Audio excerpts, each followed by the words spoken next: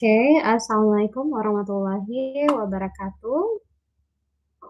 Baik, kembali lagi bersama saya, Rizka Melisa, untuk uji coba live streaming actually. Nah, tapi untuk hari ini kita sambil belajar juga bagaimana sih cara membuat VLOOKUP dan VLOOKUP. Nah, sebenarnya apa sih VLOOKUP dan VLOOKUP?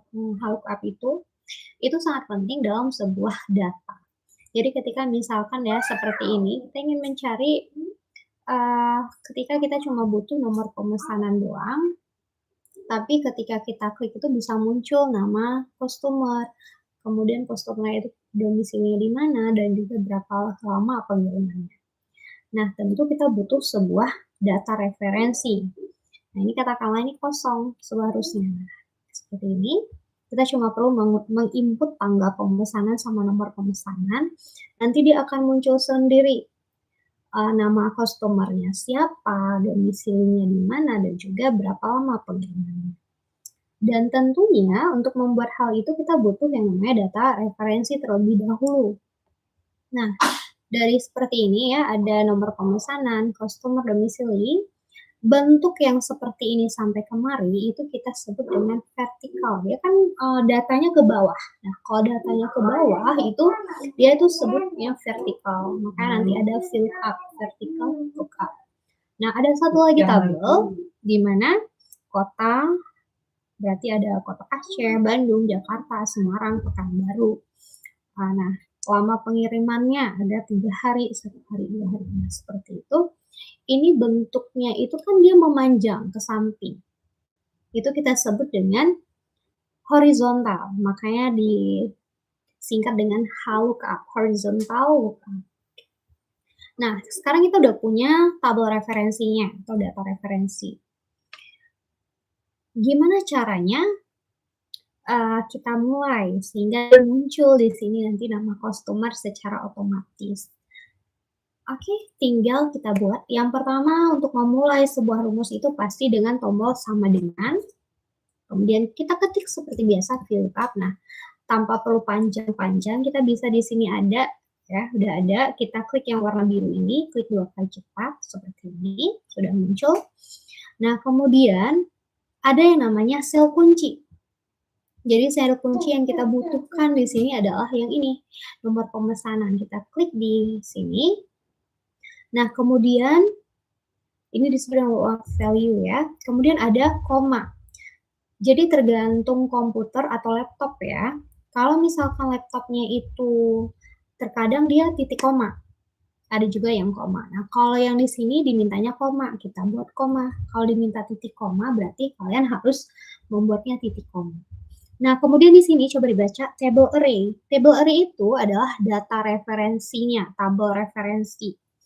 Nah, yang di sini kita blok dari sini kemari. Nah, itu sangat penting mengunci sel dengan F4. Tombol F4 di keyboard diklik sehingga muncul dolar seperti ini, artinya selnya itu sudah terkunci. Nah, kemudian kenapa harus dikunci? Nanti kita jelaskan. Kita akan memperlihatkan kalau sel itu tidak dikunci apa yang terjadi, gitu ya. Nah, kemudian kita lanjutkan dengan koma.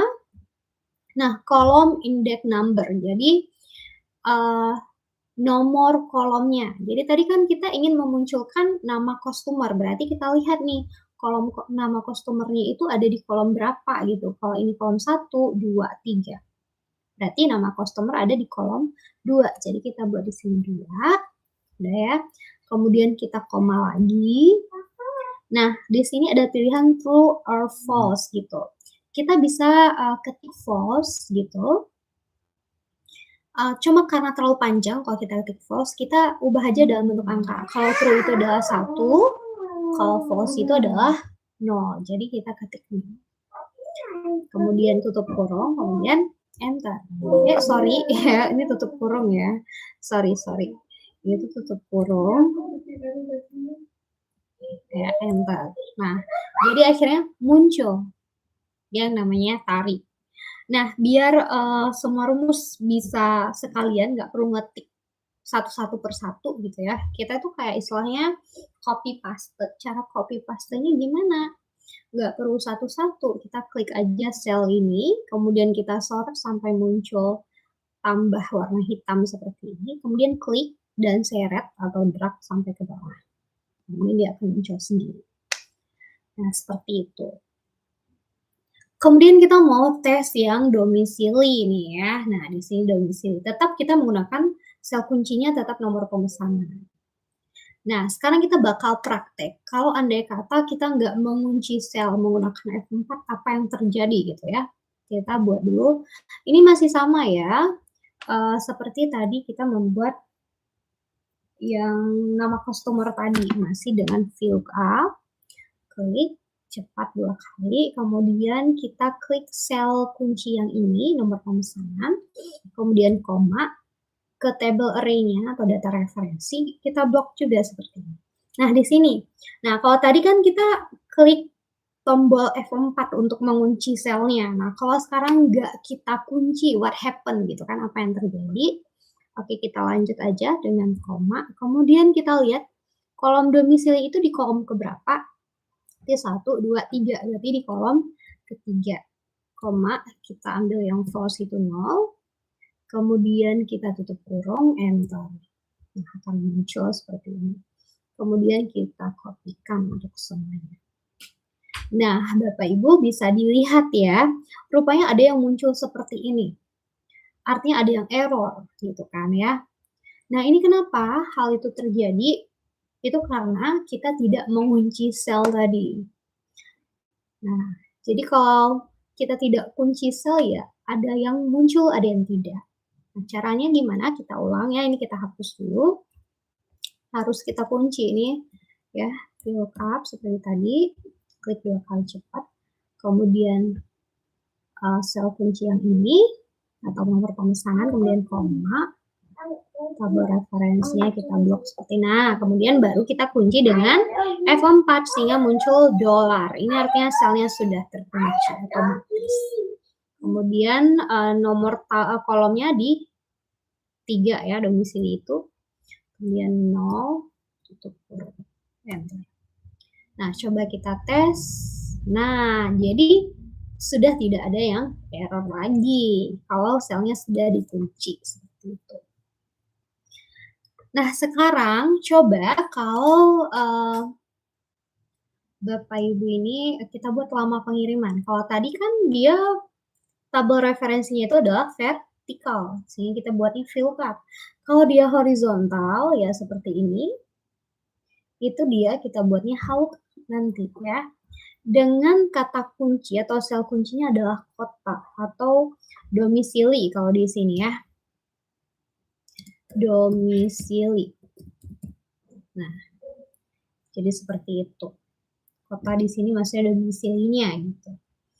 Nah, jadi kita cara buatnya sama, cuman kita ganti H dengan V itu aja. Kalau tadinya itu VLOOKUP, sekarang adalah HLOOKUP. Nah, kita klik 2 kali cepat seperti ini. Kemudian sel kunci yang kita gunakan sekarang adalah domisili ini atau kotanya. Klik seperti ini, masih sama. Kemudian kita buat koma, table array-nya adalah data referensi. Nah, bukan yang ini lagi sekarang, tapi kita mengambil yang ini, sel kuncinya.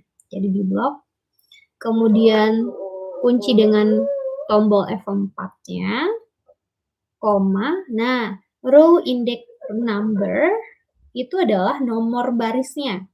Jadi kan kita tadi mau melihat lama pengiriman. Kita lihat sekarang lama pengiriman itu di baris keberapa. Bukan 14 atau 15 ini ya, tapi itu kita lihat nih, ini di baris 1, ini baris kedua. Berarti lama pengiriman itu ada di baris kedua kita. Ketik aja di sini 2, kemudian koma, false-nya itu adalah 0, tutup kurung, enter, gitu ya. Nah, muncul seperti ini, kemudian kita copy ke bawah dengan cara di drag, ya, diklik tambah hitam itu 2 kali cepat bisa juga.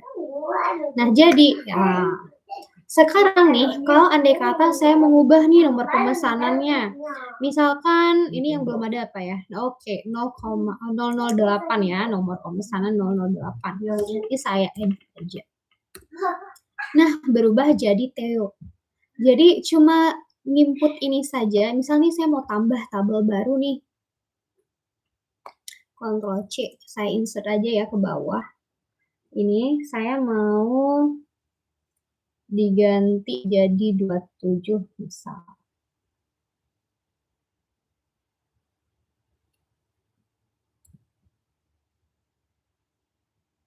Ini saya mau buat ini ya, kalau kita misalkan gini-gini. Ini kita hapus dulu semuanya. Tapi kan kita mau rumusnya itu muncul gitu kan sampai ke bawah. Ini kan masih belum. Nah, sekarang kalau saya mau tambahkan 0 berapa itu 0,10 aja ya. 0,10. Kita enter. Nah, kan muncul. Jadi seperti itu. Kalau mau ditambah tabel lain bisa nggak? Oh, bisa dengan kita tambah insert kolom. Baris ya. Nah, ini karena dia udah ke bawah ya, udah nggak apa-apa. Kita insert aja. Ini seperti ini.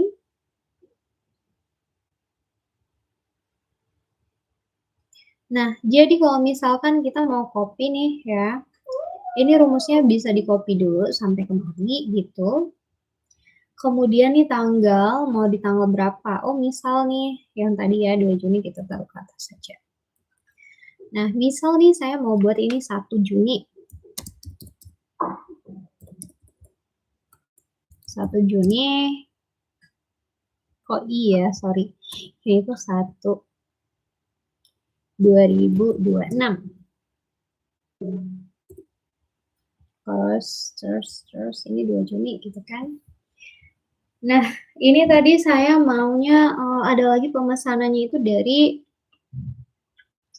009 kayak gitu ya. Terus ada lagi pengulangan nih, misal siapa gitu di 003 pesan lagi di tanggal sekian. Jadi tinggal menginput datanya, nomor pemesanannya saja, itu sudah tampil nama customer-nya siapa, terus dia itu tinggal di mana. Kemudian kita bisa melihat lama pengiriman kalau kota tersebut berapa hari sih kayak gitu. So, begitu saja. Kalau ada yang kurang dipahami itu